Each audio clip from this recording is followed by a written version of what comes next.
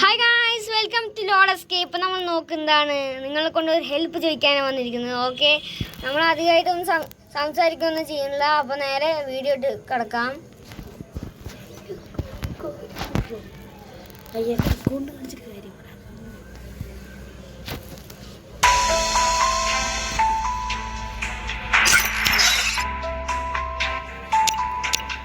അപ്പോൾ ഗായ്സ്, എന്താണ് കാര്യം വെച്ചാൽ, ഇത് പറയുകയാണെങ്കിൽ നമ്മുടെ ഗില്ലിലുള്ള ഒരു ചെക്കൻ നമ്മളെപ്പോലെ തന്നെ ഒരു